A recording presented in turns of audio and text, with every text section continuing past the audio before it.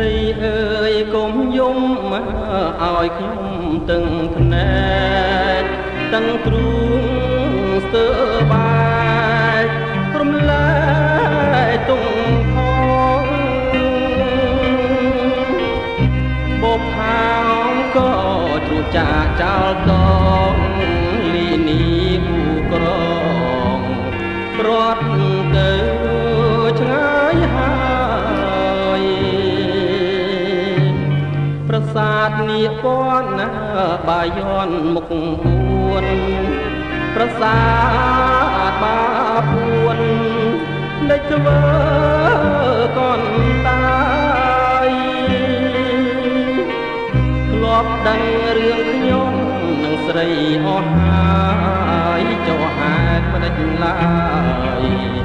ឲ្យខ្ញុំ